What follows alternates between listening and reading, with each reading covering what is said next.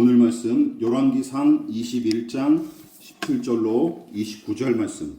열왕기상 21장 17절로 29절 말씀. 제가 가진 성경으로 구약 성경 554페이지 정도 됩니다. 열왕기상 21장 17절로 29절 말씀.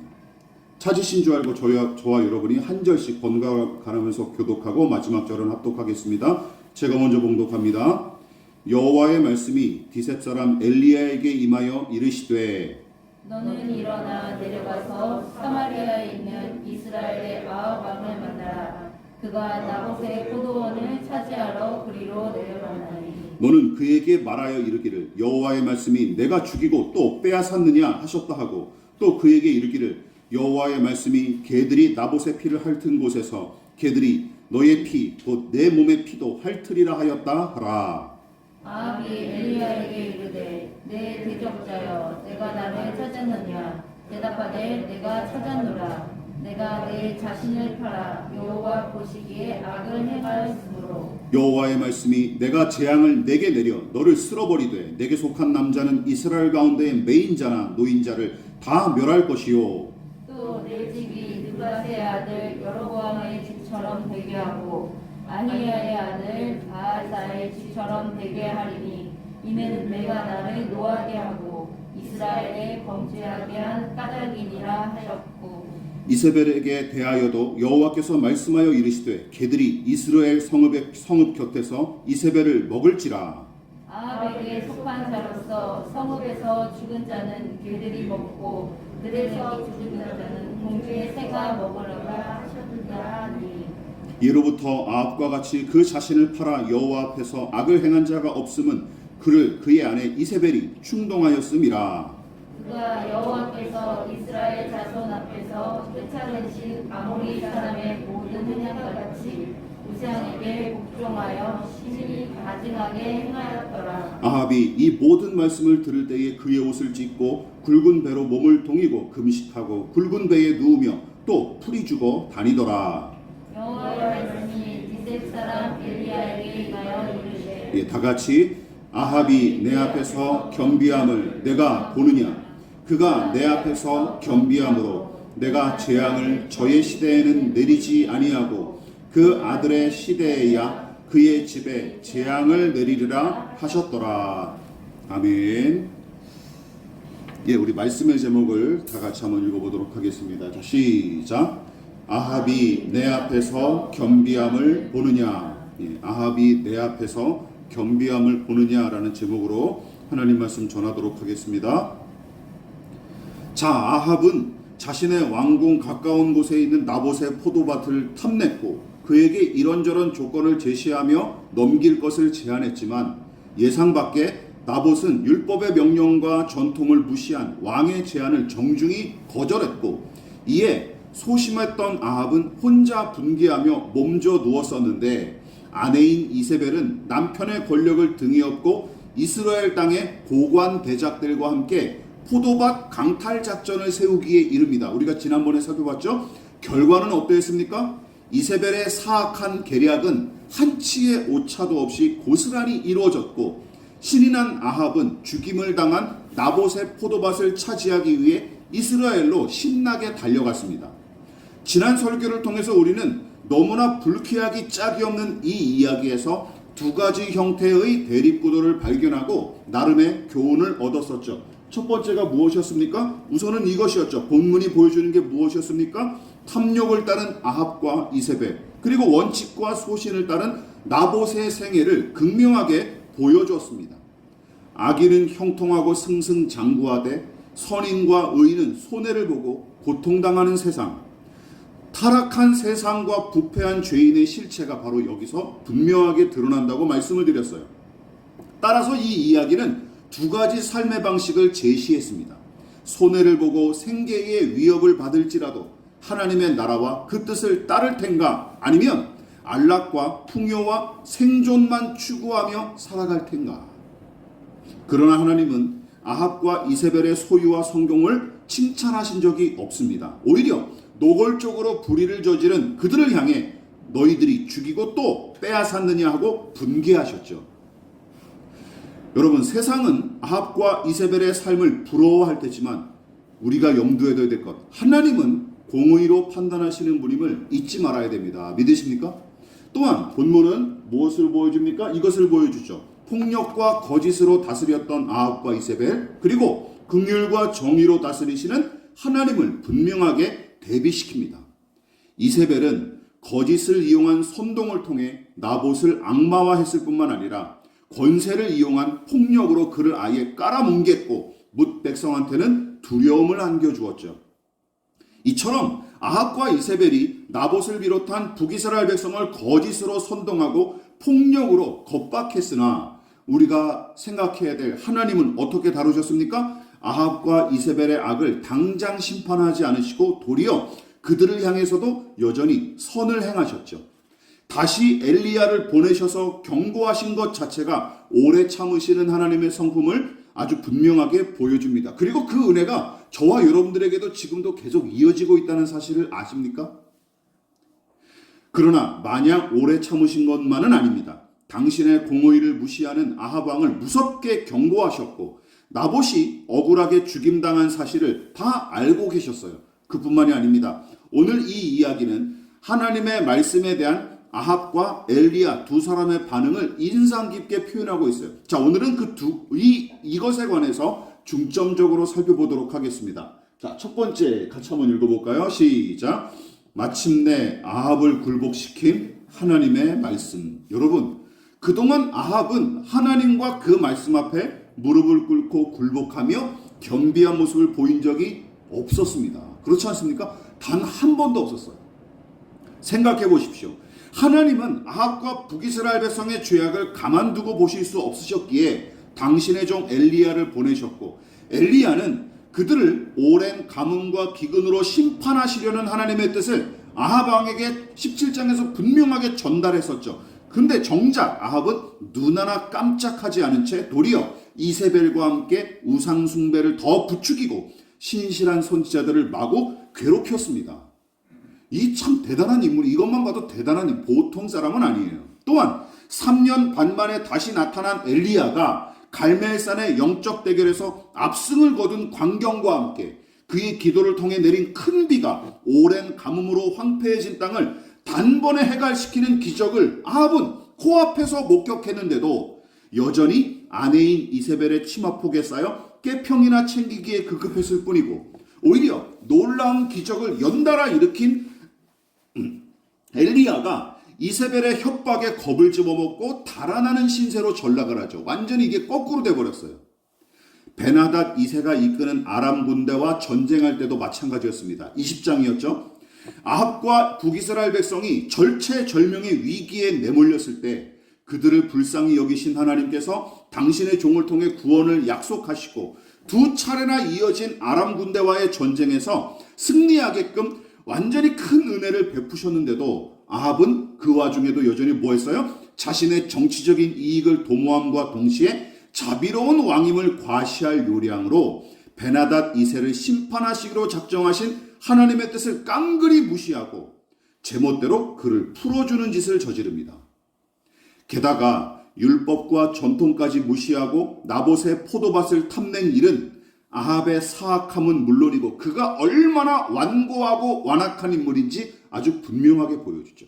아니, 도대체 이 사람은 변할 줄 모르고 항상 악을 저질러요. 그러니까 당근으로도 어르고 채찍으로 꾸짖어도 협박을 해도 아무 소용이 없는 거예요. 하나님이 당근도 주기도 하고 채찍질을 들었는데도 눈 하나 깜짝을 안 하는 거예요. 이처럼 아합과 이세벨이 왕권을 남용하여 막무가내로 불의를 저지르는 와중에 하나님은 이 사태를 더는 두고 보실 수 없었으므로 또다시 엘리야를 부르셨고, 엘리야는 죽이고 빼앗기를 반복하는 아합과 이세벨을 반드시 심판하시겠다는 하나님의 메시지와 함께 그와 더불어 억울하게 죽임당한 나봇의 원통함을 갚아주겠다 하는 하나님의 뜻을 아합에게 전달하죠. 저는 이 부분에서 엘리야의 입장을 생각해 봤습니다. 오늘 본문에서 엘리야가 다시 한번 등장해서 다시 한번 하나님께서 아합에게 글을 보내지 않습니까? 자, 상상해 보십시오. 여러분이 엘리야라면 어떤 마음이었겠습니까? 이런 마음이었을 거예요. 아이고 하나님, 아합과 이세벨이 얼마나 완고한 작자들인지 그동안 다 겪어보지 않으셨습니까? 또다시 경고하신들 소용이 있을까요? 하고 생각하면서 투덜댔을 거예요. 저 같으면 그랬을 거예요. 아니 얘네들한테 또 무슨 말씀을 전해봤자 무슨 소용이 있겠습니까? 그럴 만도 하죠. 이게 몇 년 동안 계속 그런 일들이 반복됐잖아요. 예? 당근으로 어르고 채찍으로 협박을 해도 이게 통하지 않는 인물. 예. 그래서 게다가 엘리야가 아합을 또다시 찾아가 만났을 때 아합이 뭐라고 대꾸했습니까? 20절. 이 원수가 또 내 앞에 나타났구나. 내 대적다가 나타났다라고 개역개정은 고상하게 얘기했는데 왼수라고 해요. 이 원수가 또 내 앞에 나타났구나 하며 대놓고 적개심만 드러냈을 뿐입니다. 여전히 재수없는 그 모습에 이골이 난 엘리압은 아합의 변화나 회개 따위 기대했을까요? 저 같으면 기대 안 했을 것 같아요. 전혀 기대하지 않은 채 오로지 그냥 하나님이 명령하셨으니까 나는 거기에만 순종하겠다라는 마음으로 심판의 메시지를 전했을 것입니다. 추측하기로. 그런데 어떤 일이 벌어집니까? 희한한 일이 벌어지죠. 희한한 일이 바로 27장 1절에 보면 같이 읽어보겠습니다. 시작. 아합이 이 모든 말씀을 들을 때에 그의 옷을 찢고 굵은 배로 몸을 동이고 금식하고 굵은 배에 누우며 또 풀이 죽어 다니더라. 제가 이거 장절을 좀 잘못 표기를 했죠. 양해해 주십시오. 자, 어떤 일이 벌어집니까? 열왕기상 본문은 아합이 엘리야를 통해 하나님의 모든 말씀을 귀 기울여 들었고 더 나아가 자기가 입었던 왕복을 찢고 그 대신에 굵은 배 옷을 입었으며 자나깨나 그 차림새로 일관했을 뿐만 아니라 어떻게 다녔대요? 항상 풀이 죽어 다녔대요. 기운이 빠져서. 그전에는 이런 모습을 보인 적이 없었거든요. 여러분, 이 모양새가 우리에게 꽤 익숙하지 않습니까? 어디서 봤습니까? 하나님 앞에 자기 잘못을 시인하고 뉘우치는 자들이 성경에서 종종 보여줬던 모습이에요. 그렇다면 아합은 진실로 회개한 것일까요? 몇 가지 유추해 볼 내용이 있습니다. 우선 29절에 기록된 하나님의 평가가 아합이 실제로 잘못을 뉘우치고 낮아진 상태임을 확실히 증명을 하죠. 같이 읽어볼게요. 시작. 아합이 내 앞에서 겸비함을 내가 보느냐? 그가 내 앞에서 겸비함으로 내가 재앙을 저의 시대에는 내리지 아니하고 그의 아들의 시대에야 그의 집에 재앙을 내리리라 하셨더라. 자, 이거 잘 들어보십시오. 엘리야를 통해 전해들은 심판의 메시지에 두려워 떨며 바짝 낮아진 아합이었죠. 이전에는 전혀 찾아볼 수 없는 모습입니다. 또한 자신을 낮추고 회개하는 아합을 기뻐하시는 하나님은 아합 가문을 향한 심판을 당대에서 후대로 넘기실 것을 선포하시죠. 즉 심판의 철회가 아니라 유예인 거예요. 너 아직 심판이 완전히 철회된 게 아니고 미뤄진 것이죠. 미뤄진 거예요. 즉 아합과 그의 가문을 어떻게 하시겠다라는 거예요? 좀 더 두고 보시겠다라는 말씀이에요. 좀 더 두고 보겠다. 그러므로 아합이 이 메시지로 잠시 하나님 앞에 자신을 낮춘 것은 사실이지만 그것이 존재 자체의 변화를 의미하고 증명하는 회개의 차원은 아닌 것입니다. 아시겠죠? 그런 한 사람의 존재 자체가 거듭나고 변화하는 회개를 의미하는 게 아니에요. 이때만 잠시 몸을 낮추며 잠시 낮추면서 몸을 사렸던 게 틀림없습니다. 그런데 그게 진실이었으니까 하나님은 그것마저도 기뻐하신 것이죠. 이해가시겠죠? 그런 거예요. 그런 상황이에요. 이런 적이 한 번도 없었거든요. 근데 한 번 이렇게 한 번 이렇게 꼬꾸라신 거예요. 하나님 앞에서. 여러분, 그 증거가 다음 장에 우리가 앞으로 다음 주에 살펴볼 22장에 나타나는데, 왜냐하면 제가 이게 참된 회개로 보기가 어려운 강력한 증거 중에 하나가 뭐냐면 이후로도 아합은 죽을 때까지 하나님의 뜻을 내내 대적하고 거스릅니다. 예, 여기가 그냥 딱 한 번이에요. 딱 한 번. 없어요. 그 이후로는 보이지 않습니다. 하지만 엘리야를 통해 심판의 메시지를 들은 이때만큼은 하나님을 두려워하여 자신을 낮춘 것이 분명하기에 하나님은 당대에 심판하기로 작정하신 뜻을 후대에 다시 판가름하게끔 은혜를 베푸신 것입니다. 미루신 거예요. 그러나 아합의 겸비함이 본문에 나타난 아합의 이 겸비함이 진실한 회개인지 아니면 일시적인 뉘우침일 뿐인지 살피는 것보다 더 중요한 일이 있습니다. 그게 뭘까요? 아합이 진짜 이게 거듭나서 회개한 거냐 아니면 잠깐 뉘우친 거냐, 이거보다 더 중요한 문제가 있어요. 무엇입니까? 비록 한시적일지라도 그를 하나님 앞에 바짝 낮아지도록 이끈 것이 무엇이냐라는 것이죠. 한시적일지라도. 그렇습니다. 바로 한 사람 엘리야 선지자를 통해 전해진 하나님의 말씀이 오만방자한 아합을 낮추고 뉘우치도록 이끈 요인이었던 거예요. 이게 중요한 거죠. 이게 더 중요한 거예요. 하나님은 아합의 환심을 사기 위해 당근을 마구 제공하지 않으셨습니다. 또한 그를 억지로 굴복시키기 위해 무섭게 채찍질만 휘두르지도 않으셨어요. 이 두 가지를 기억하십시오. 여러분, 아합이 오랫동안 원수로 여기며 무시하고 홀대했던 엘리야 한 사람, 평생의 대적이었죠. 그리고 기껏 그 한 사람의 외침에 불과했던 하나님의 말씀. 여러분, 여기서 무엇이 생각나십니까? 여기서 우리는 지진과 불과 강한 바람처럼 일하거나 임하지 않으시고 그저 세미한 소리로 엘리야와 만나시고 그를 회복시키셨던 하나님의 방법을 여기서도 발견하는 거예요. 작은 것으로 큰 일을 이루시는 하나님, 연약한 것으로 강한 것을 무너뜨리시는 하나님을 보게 되는 거예요. 별거 아닌 것처럼 여겼던 말씀 한 구절 때문에 절망이 소망으로, 두려움이 용기로, 불안이 평안으로, 미움이 사랑으로, 상처가 유익으로, 불신이 믿음으로, 의심이 확신으로, 실패가 승리로, 사망이 생명으로 바뀌는 일을 경험한 적이 있으십니까? 말씀 한 구절 때문에? 그렇다면 여러분은 하나님의 사람이 틀림없습니다. 본문의 엘리야는 마침내 하나님의 말씀 앞에 엎드린 아합의 모습을 보고 무슨 생각을 했을까요? 호렙산의 그 일을 떠올렸을 거예요. 아, 이렇게 일하시는구나 라는 것을 다시 한번 경험했을 거예요. 호렙산에서 자신을 일으켜 세우신 하나님과 그분의 말씀, 그 세미한 음성, 그 세미한 음성이 지닌 위력을 다시 한번 절감하며 기꺼이 감사와 찬양을 올려드렸을 것입니다. 아, 그렇구나. 한 사람을 변화시키는 것은 총과 칼이 아니라, 그리고 무수한 돈다발이 아니라 무엇이다? 하나님의 말씀이다라는 사실. 그러므로 여러분, 별거 아닌 것 같아 늘 덮어뒀던, 교회에 놔두고 다니시는 여러분의 먼지 묻은 성경을 펼쳐 읽어 주십시오.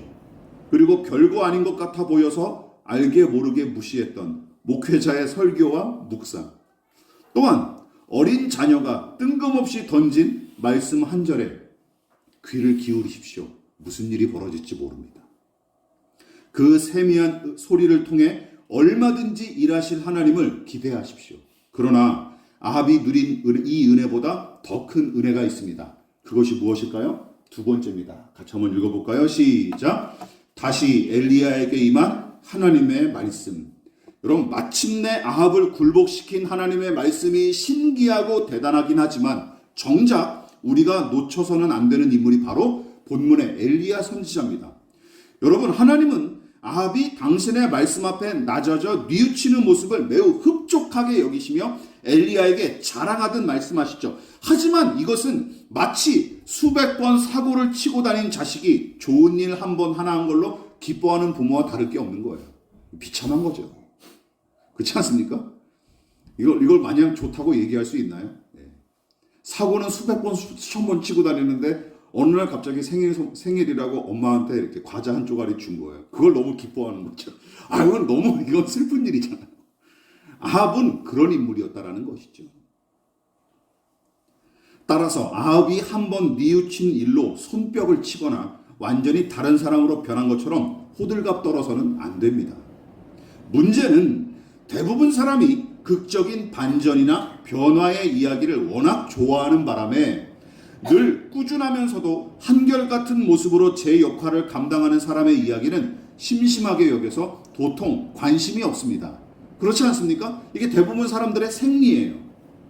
본문도 마찬가지예요. 신자들은 주로 갑자기 겸손해진 아합의 이야기만 주목할 뿐 하나님께서 엘리야에게 부어주신 각별한 은혜와 복은 지나치기 일쑤입니다. 여러분도 그렇지 않았습니까? 이 본문을 읽을 때 누구를 대부분 주목하셨습니까? 아합을 대부분 주목하지 않았습니까?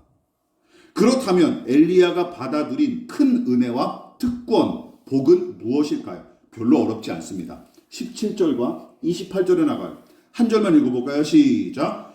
여호와의 말씀이 기렙 사람 엘리야에게 임하여 이르시되 17절은 아합이 나봇을 없앤 뒤 그의 포도밭을 차지하려던 찰나였고 28절은 심판의 메시지를 들은 아합이 두려워하며 자신을 바짝 낮췄을 때 하나님께서 말씀을 엘리야에게 임하게 하신 것이죠. 그러니까 아합은 하나님의 말씀을 직접 들은 것도 아니고 그저 엘리야를 통해 전해 들은 게 전부였으나 전해 들은 그 말씀만으로도 아합은 자신의 불의를 잠시나마 뉘우치고 낮아졌던 것이죠. 그러나 엘리야는 어떻습니까? 그는 말씀하시는 하나님의 음성을 직접 듣는 은혜를 누렸을 뿐만 아니라 그 은혜를 한두 번만 체험한 거예요. 연달아 누리며 하나님과 친밀히 교제했다는 사실이 두 구절을 통해 여실히 드러납니다. 혹시 이거 두 개 가지고 못 믿어 오십니까? 아예 고작 한두 개인데. 그래서 준비했습니다. 이렇게 열왕기상 17장부터 오늘 19장까지 계속 같은 패턴이 보이죠. 무엇입니까? 하나님의 말씀이 엘리야에게 임하여 이르시되 이 패턴이 계속 등장해요. 계속. 북이스라엘이 아람의 벤하닷 2세와 전쟁했던 이야기를 기록한 20장을 제외하고 하나님은 17장부터 21장 본문까지 계속해서 누구와 말씀하세요? 엘리야와 말씀하셨으며 당신이 작정하신 뜻을 그의 입을 통해 매번 아합과 백성에게 전하셨습니다. 여러분, 이처럼 엘리야가 해야 할 일과 가는 길을 일일이 가르쳐 주실 때가 있었고 어떤 때는 그의 기도와 부르짖음에 침묵으로 일관하시며 저 스스로 판단하게끔 지켜보시는 경우도 있었죠. 그럴 때가 언제였습니까? 3년 반 동안 한참 가뭄과 기근이 이어졌을 때, 또한 엘리야의 협박에 지레 겁을 먹고 광야로 달아났을 때 하나님은 그때 침묵하셨어요. 또한 그리고 널브러졌던 로뎀나무 아래의 자리를 떨치고 일어나 40일 동안 홀로 호렙산을 향해 행군했을 때 그때도 하나님은 내내 침묵하셨습니다. 그러나 한 가지는 분명하죠. 무엇입니까? 하나님은 언제 어디서나 엘리야와 늘 함께 하셨고 그를 주시하셨죠. 그리고 당신이 작정하신 뜻은 더디더라도 항상 그에게 알려주셨습니다. 믿으십니까? 더디더라도. 여러분, 이 은혜를 충만히 누린 사람이 누구예요? 바로 엘리야였습니다. 물론 어떤 사람들은 이렇게 이 일을 제기할 수 있을 것입니다. 잘 들어보시죠. 우리가 자주 제기하는 질문이죠. 하나님의 말씀이 밥 먹여주냐? 엘리야가 말씀을 받고 말씀이 임해서 무슨 유익을 누렸느냐? 오히려 아합과 이세벨에게 쫓겨다닌 일은 고사하고 고작 사르밧의 과부에게 구걸하며 얹혀 살았던 인생이 아닌가? 게다가 하나님의 음성을 고지곳대로 순종했다가 도리어 목숨을 잃을 뻔한 일이 도대체 몇 번인가? 하나님이 사랑하시고 귀히 여기시는 사람이라면 최소한 남들보다는 이 세상에서 좀 더 나은 삶을 사는 게 진짜 복과 은혜가 아니겠느냐 라고 이 일을 제기하는 사람들이 얼마나 많은지 모릅니다. 그리고 우리가 대부분 그런 신앙관에 빠져 살아가고 있지 않습니까?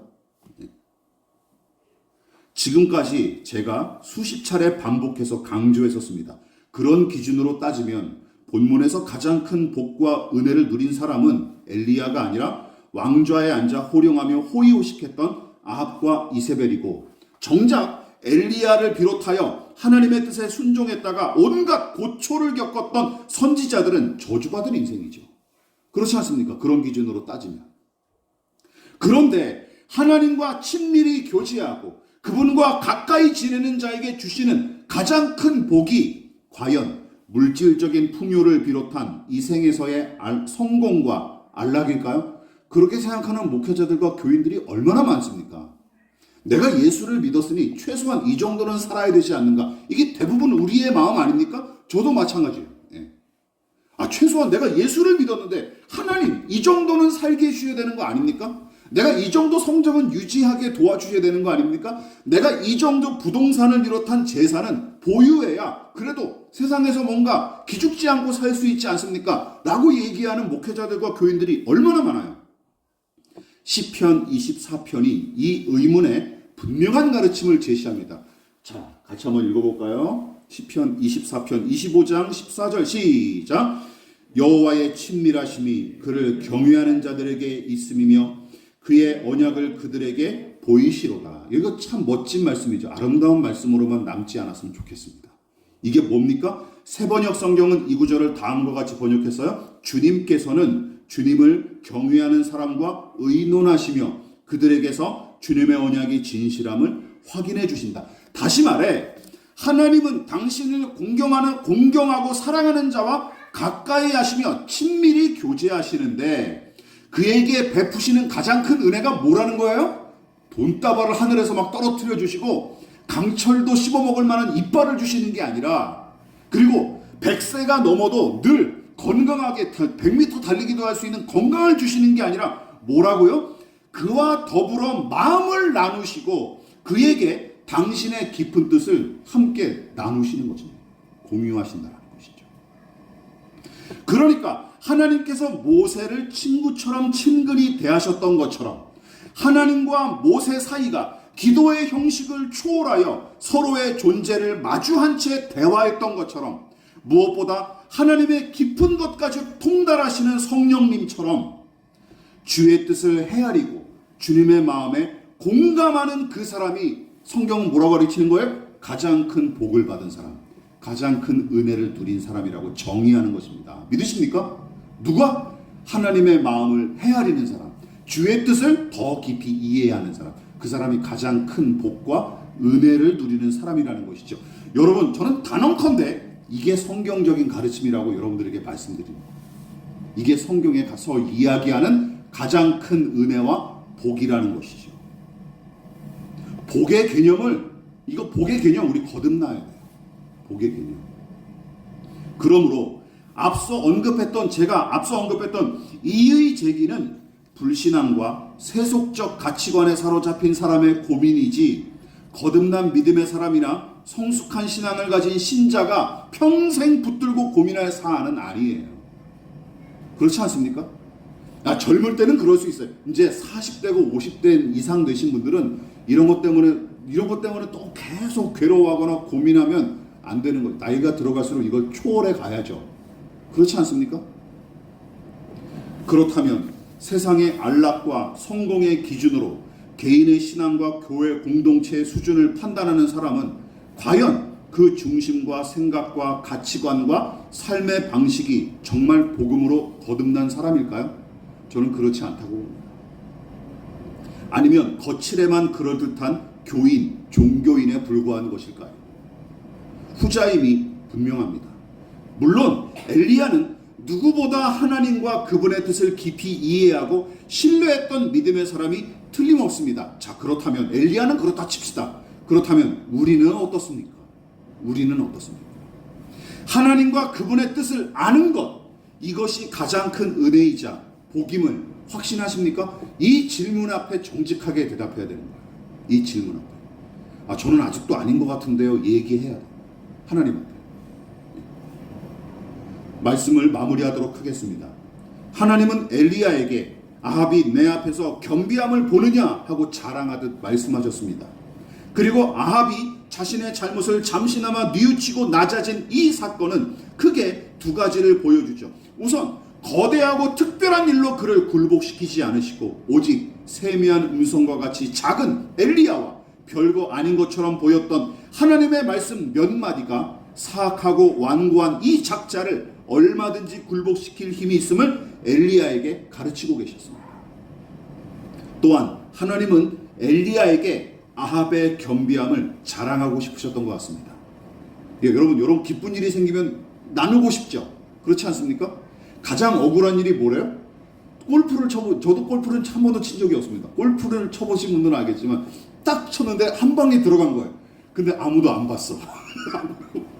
미치는 거죠. 미치는 거. 아무도 못 본 거야. 저거 홀인원 한 거를 누가 봤어야 되는데 카메라로도 찍어놔서 아무 기록이 없어. 누구도 목격자가 없어. 그리고 혼자 미치는 거죠. 그러면 하나님께서 이거를 자랑하고 싶으셨, 기쁨을 나누고 싶으셨던 것 같습니다. 누구와? 엘리야와. 그만큼 친밀했다라는 사실을 증명하죠. 여러분, 이해하지 못할 일이 아닙니다. 성경은 늘 그 하나님을 보여주고 있어요. 하나님은 항상 친구처럼 교제할 자들을 찾으셨습니다. 족장인 아브람과 이삭, 야곱, 머나먼 이국 땅의 요셉과 모세, 가나안 정착 시기에 드보라와 기드온 같은 선지자들, 사무엘 선지자, 다윗과 그리고 엘리야를 비롯한 남왕국과 북왕국의 신실한 선지자들. 그래서 엘리야는 우리 열왕기 하에서도 우리가 살펴보겠지만 엘리야는 그의 조상인 에녹처럼 하나님께서 친히 하늘로 올리시는 은혜를 누렸는지도 모르겠습니다. 예, 그만큼 친밀해서. 그러나 누구보다 마지막으로 하나님 아버지를 온전히 아시고 이해하시는 분은 누구십니까? 바로 그 아들 예수님이시죠. 요한복음 17장이 이렇게 기록하고 있습니다. 마지막 읽고 마치겠습니다. 시작. 의로우신 아버지여, 세상이 아버지를 알지 못하여도 나는 아버지를 알았사옵고 그들도 아버지께서 나를 보내신 줄 알았사옵나이다. 내가 아버지의 이름을 그들에게 알게 하셨고 또 알게 하리니 이는 나를 사랑하신 사랑이 그들 안에 있고 나도 그들 안에 있게 하려 함이니라. 요지는 무엇입니까? 아버지께서 저를 아시고 저는 아버지를 압니다. 이 내용이에요. 서로가 서로를 완벽하게 이해하시고 공감하시는 삼위일체 하나님의 모습이 여기서도 드러나는 것이죠. 믿음의 사람에게 부어지는 최고의 은혜와 최상의 복을 항상 누리셨던 예수님. 그리고 그 예수님이 무엇을 위해 기도하셨습니까? 저들도 아버지를 알게 하옵소서라고 기도하셨습니다. 그 기도가 저와 여러분 모두에게 이루어지기를, 우리 내면에 확실한 응답으로 자리매김하기를 진심으로 축원을 드리겠습니다. 기도하겠습니다. 지금은 우리를 위하여 십자가에 몸부려 피 흘려 돌아가신 예수 그리스도의 한량없으신 은혜와 하나님 아버지의 지극하신 사랑하심과 성령 하나님의 영원한 사귐이 오늘 이 시간 하나님 아버지의 마음을 헤아리고 그리고 그분의 뜻을 더 깊이 이해하는 것, 그 은혜와 복이 가장 큰 것임을, 가장 소중한 것임을 고백하며 겸손히 머리 숙인 사랑하는 성도들의 머리머리 위에 저들의 가정과 직장과 사업장과 학업과 장래 가운데 이 나라의 민족과 한국교회와 저 북녘의 동포들과 세계와 열방 가운데 지금부터 영원히 함께 하시기를 간절히 축원하옵나이다. 아멘.